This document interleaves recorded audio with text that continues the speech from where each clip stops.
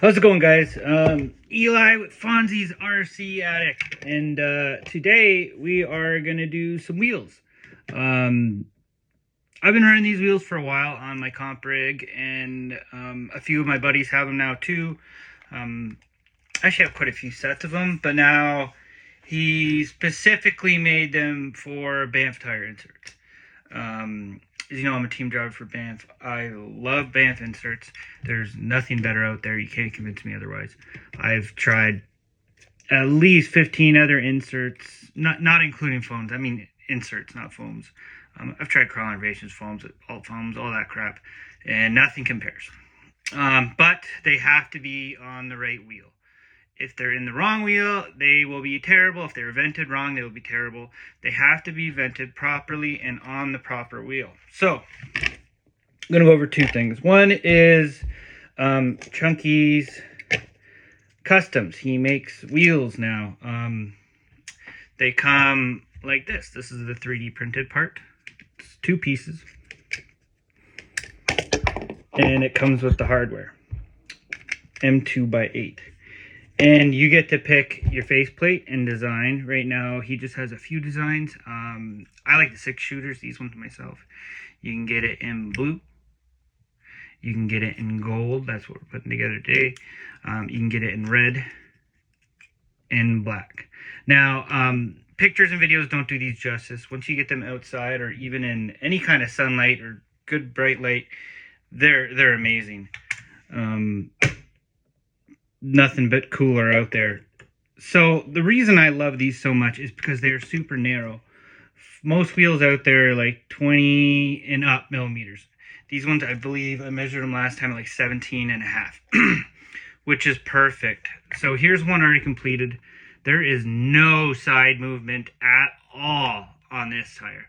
That's not only going to make you a little bit straighter and narrower, but your side hilling is going to be amazing. You're not going to have any tire give side hill that way, but you are still perfectly squishy. And they're ultra light. I am a huge believer in the lightest rotating mass you can get. A lot of guys like weights. Not a lot. I say a few guys. Mainly ones that aren't doing comps and stuff, like heavy weighted wheels. I like to go extra light on my rotating mass, and I can put the weight where it needs to be on the axle, on the knuckle, wherever. Now, I'll put links to all this stuff down. Some things you're going to need. This will save your life. You do not need it. You can get it done in almost the same amount of time. You're not going to be as identical on your holes, but side cutters will work, no problem. This is just a leather punch. I think I got off Amazon for $15 Canadian. You're going to punch. I use 4mm holes. 4 or 5mm is good. Don't go any smaller. And you just punch right through the tire. On the sidewall is the best. Right up in the middle, you can see I already punched 4 holes.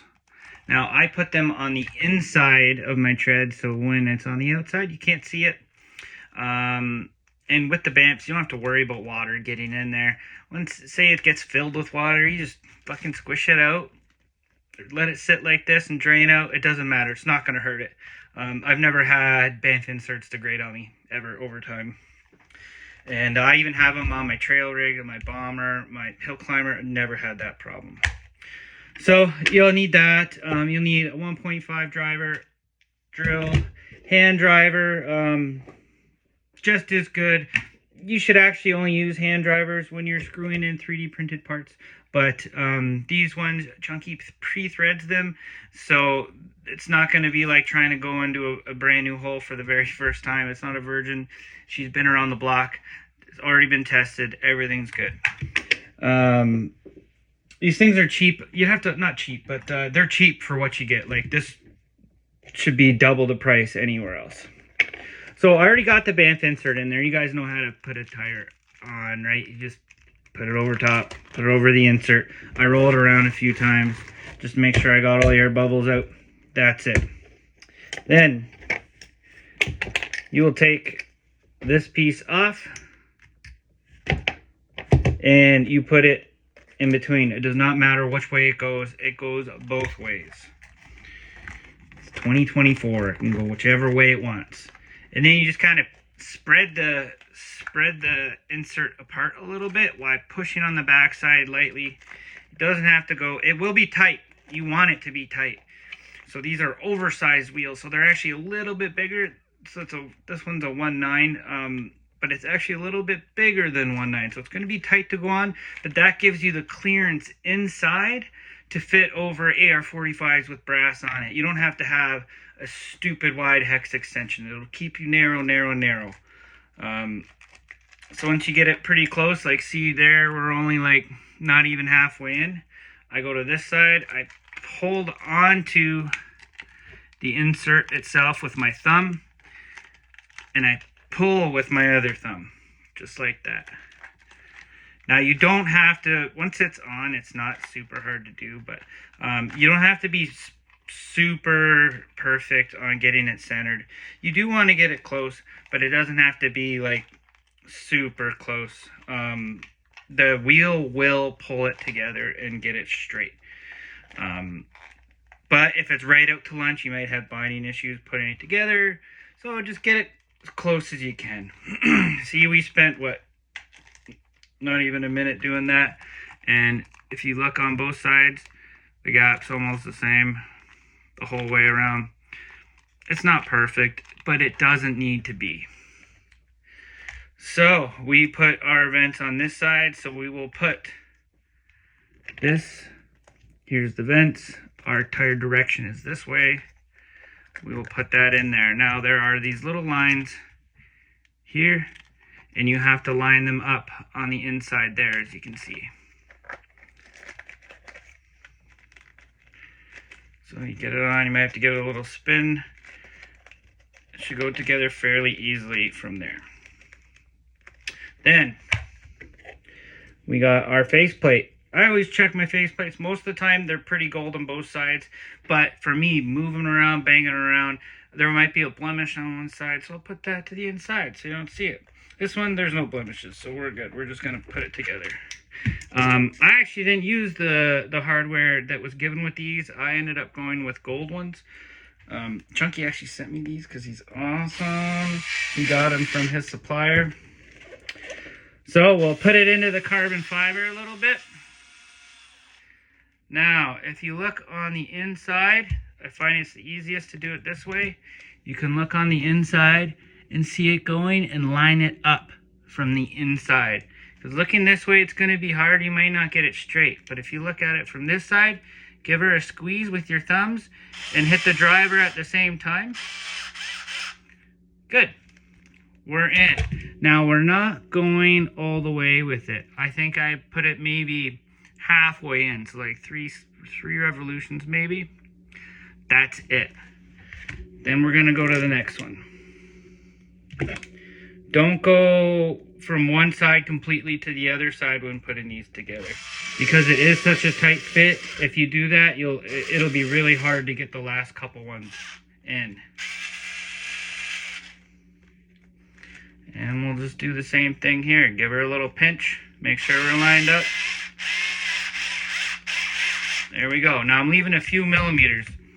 And in a minute, I'll show you why we leave a few millimeters. We don't want to just start cranking it. Not only just because it's not even, but as we go along, I'll just show you so we don't have to watch the whole thing.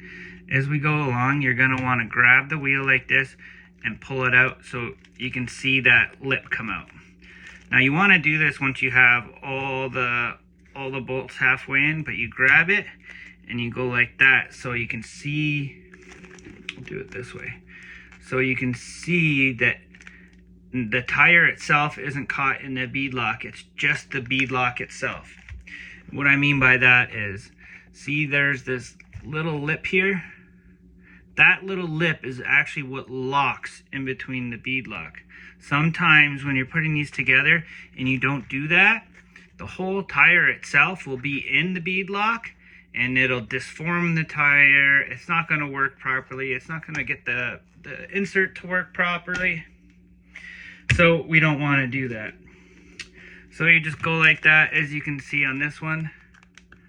I go like that. See, that's exactly what you want to see all the way around. Just that little lip stuck under there.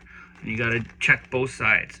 I wait till I get all the screws in about half to 3/4 of the way. I'll do that. Make sure that's all good. Once that's done, then I will put the drill aside and I will do it by hand. I just go on till it's just 2-finger tight. That's it. That's all you need. You can crank her down. This wheel will take it, but I don't suggest it. It's not needed. You're not holding a life force here. It's holding a rubber tire on a wheel. That's it. After that, then obviously you'll get your hubs on there. These will take the SLW style hubs. I'll show you exactly what I'd buy.